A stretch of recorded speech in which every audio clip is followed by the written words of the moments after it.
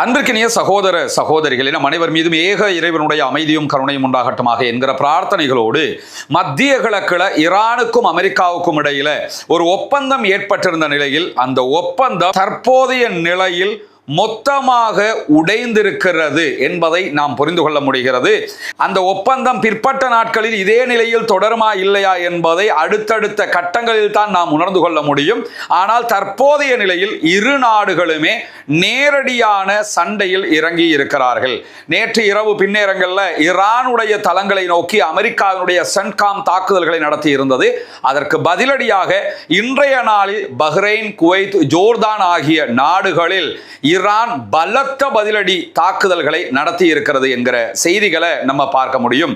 குறிப்பாக இன்றைக்கு வெளியாகி இருக்கக்கூடிய தகவல்கள் பிரகாரம் அமெரிக்காவினுடைய 5வது கடற்படை தலைமையகம் அமைந்திருப்பது பஹ்ரைன்ல இருக்கக்கூடிய அமெரிக்காவின் 5ஆம் கடற்படை தலைமையகத்தின் மீது மிக கொடூரமான தாக்குதல்களை நாங்கள் நடத்தி இருக்கிறோம் என்று IRGC விடுத்திருக்கக்கூடிய அறிவிப்பில் நம்ம பார்க்க முடிகிற அதே நேரம் ஈரானை தாண்டி இன்றைக்கு பஹ்ரைன் வெளியிட்டிருக்கக்கூடிய அறிவிப்புகளையும் தங்கள் நாட்டில் இருக்கக்கூடிய அமெரிக்காவினுடைய தளங்கள் மீது ஈரான் தொடர் தாக்குதல்களை நடத்தி வருகிறது என்கிற செய்திகளை வெளியிட்டு இருக்கிறார்கள். அமெரிக்காவினுடைய ஆக்கிரமிப்புகளுக்கு பதிலடியாகவே தாங்கள் அமெரிக்காவின் இராணுவ தளங்களை இலக்கு வைக்கிறோம் என்று சொல்லக்கூடிய ஈரானுடைய IRGC படைப்பிரிவுகள் பஹ்ரைன், குவைத்தில் இருக்கக்கூடிய அமெரிக்காவினுடைய தளங்கள் தாக்கப்பட்டிருக்கிறது.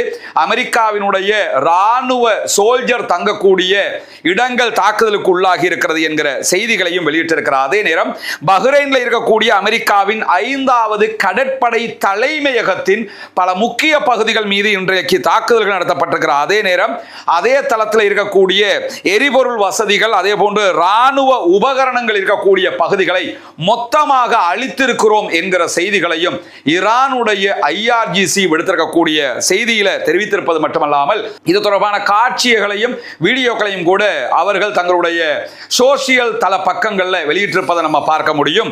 அதே நேரத்தில் குவைத்தில் இருக்கக்கூடிய அப்துல்லா துறைமுகத்தின் பகுதிகள் மீது இன்றைக்கு ஈரான் தாக்குதல்களை நடத்தி இருக்கிறது. அங்கிருக்கக்கூடிய அமெரிக்காவின் இராணுவ தளவாடங்கள், மையங்கள் அளிக்கப்பட்டிருக்கிறது என்கிற செய்திகள் வெளியாகி இருக்கிற அதே நேரத்தில் இப்பொழுது வரைக்கும் அந்த பகுதிகளில் தீப்பரவல் ஏற்பட்டிருக்கிறது. தீயை அணைக்கிற முயற்சிகளில் இருக்கிற அமெரிக்க இராணுவம் ஈடுபட்டிருக்கிறது என்கிற செய்திகளும் வெளியாகி இருப்பதை பார்க்க முடியும். குறிப்பாக அப்துல்லா துறைமுகத்தின் பகுதிகளில் இருக்கிற அமெரிக்காவினுடைய கப்பல்களுக்கான எரிபொருள் ஏற்றுகிற வசதிகள் மீதும் இன்றைக்கு தாக்குதல்கள் நடத்தப்பட்டிருக்கிறது. அதே நேரம் ஜோர்தான்ல இருக்கக்கூடிய அல் அஷ்ராக் விமானப்படை தளத்தின் மீது ஈரான் கடுமையான தாக்குதல்களை நடத்தியிருக்கு. இன்னைக்கு நடத்தப்பட்ட தாக்குதல்கள்ல ஜோர்டான் மீதான தாக்குதல் தான் மிக உச்சமான தாக்குதலாக இருந்திருக்கிறது. இந்த அஷ்ராக் விமான நிலையத்தினுடைய பகுதிகள் 2வது முறையாக இந்த தாக்குதல்களுக்குள்ளாக நடத்தப்பட்டிருக்கக்கூடிய தாக்குதலாக பார்க்கப்படுகிற அதே நேரத்தில் அமெரிக்காவினுடைய தீய செயல்பாடுகள் முடிவுக்கு வருகிற வரைக்கும் ஹொர்முஸ் ஜலசந்தி மூடப்பட்டே இருக்கும். அங்க யாராவது பயணிக்க நினைச்சீங்கன்னா அந்த கப்பல்கள் தாக்குதலுக்கு உள்ளாகும் என்கிற எச்சரிக்கையை மீள அவர்கள் அறிவித்திருப்பதை பார்க்க முடியும். இந்த நிலையில தான் நேற்று இரவு பின்னேரங்களில் ஏற்கனவே நம்ம சொன்ன மாதிரி ஈரானுடைய நிலைகள் மீதும் அமெரிக்கா தாக்குதல்களை நடத்தி இருக்கக்கூடிய சூழல்ல ஈரானுடைய ஃபார்ஸ் நியூஸ் ஏஜென்சி வெளியிட்டிருக்கக்கூடிய செய்தி மிக முக்கியமானது. ஆபரேஷன் நஸ்ர் 2வினுடைய 3ஆம் கட்ட தாக்குதல்கள் தான் தற்போது நடைபெற்று வருகிறது என்று அவங்க அறிவிச்சிருக்கிறாங்க. ஏன்னா ஏற்கனவே அமெரிக்க இஸ்ரேலிய தாக்குதல்கள் தான் ஈரான் மீது நடத்தப்பட்டு கொண்டிருந்தது. அதற்கு அவங்க ஆபரேஷன் ட்ரூ பிராமிஸ் என்கிற பெயரை வச்சிருந்தாங்க. இப்பொழுது நடக்கிற யுத்தம்ங்கிறது அமெரிக்காவுக்கும் ஈரானுக்கும் இடையிலான நேரடி யுத்தமாக இருக்கிறது. அதனால்தான் ஆபரேஷன் நஸ்ர் 2 என்கிற பெயரை அவங்க வச்சிருக்கிறாங்க.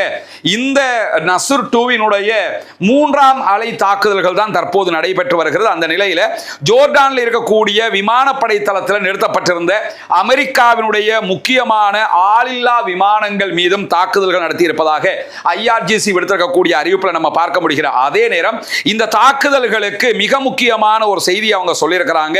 ஈரானுடைய மினாப் என்கிற இடத்துல இருந்த சிறுவர்களுடைய ஸ்கூல் மேல அமெரிக்கா நடத்திய தாக்குதல். இது இந்த யுத்தம் ஆரம்பித்து அமெரிக்காவுக்கும் ஈரானுக்கும் இடையில இந்த 2ஆம் கட்ட யுத்தம் கிடையாது. ஃபர்ஸ்ட்டுக்கு இஸ்ரேலும் சேர்ந்து நடத்திய யுத்தத்தில் 2வது நாள்லயே மினாபி ஸ்கூல் மேல தாக்குதல் நடத்தியிருந்தாங்க. அதுல 186 குழந்தைகள், பச்சிளம் குழந்தைகள் கொல்லப்பட்டிருந்தது ஈரானுக்குள்ளாக. அதற்கு நாங்கள் பழிதீர்க்கிற விதமாகத்தான் ஜோர்டான்ல இருக்கக்கூடிய அமெரிக்காவினுடைய தளங்கள் மேல தாக்குதல்களை நடத்துகிறோம் என்று சொல்லுகிறது ஈரானுடைய IRGC படைப்பிரிவுகள் ஜோர்டான் மக்களை நோக்கி ஒரு முக்கியமான சென்டிமெண்டான அறிவிப்பையும் அவங்க விடுத்திருக்கிறாங்க.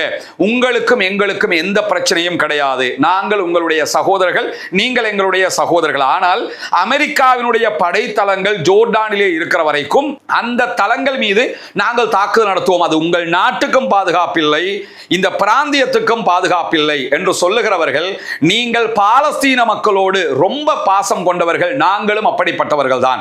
பாலஸ்தீன மக்களுக்கு நடக்கிற அநியாயங்களை எங்களை விட அருகில நின்று பார்க்கக்கூடியவர்கள் ஜோர்டான் மக்களாகிய நீங்கள் தான்.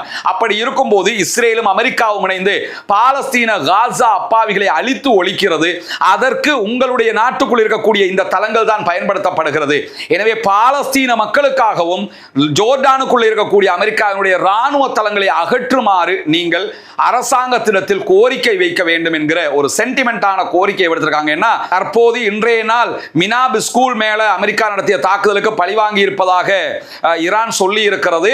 இந்த மினாப் ஸ்கூல் மேலான தாக்குதல்கள் ஜோர்டான்ல இருக்கக்கூடிய தளத்தில் இருந்து தான் நடத்தப்பட்டிருக்கிறது என்கிற செய்திகள் வெளியான காரணத்தினால தான் அந்த இடத்திற்கே பதிலடி தாக்குதல்களை நாங்கள் நடத்தி இருக்கிறோம் என்று சொல்லக்கூடியவர்கள் இந்த பகுதிகளில் இருந்து அமெரிக்கா தன்னுடைய ராணுவ தளங்களை எடுத்துக்கொண்டு ஓடாத வரைக்கும் எங்களுடைய தாக்குதல் தொடரும் என்று சொல்லி இருக்கிறார்கள். எனவே இன்றைக்கும் அமெரிக்காவுக்கும் ஈரானுக்கும் இடையில மிக முக்கியமான பல தாக்குதல்கள் நடைபெற்றுக் கொண்டே இருக்கிறது. மேலதிக தகவல்களை இன்றைய இரவு நம்முடைய அப்டேட்டில் நீங்கள் தெரிந்து கொள்ள முடியும். தொடர்ந்து இணைந்திருங்கள் ரஸ்மின் மைசி நியூஸ் மற்றும் ரஸ்மின் டாக்ஸ் ஆகிய 2 சேனல்களோடு. வாஹிர் தஅவானா அல்ஹம்துலில்லாஹி ரப்பில்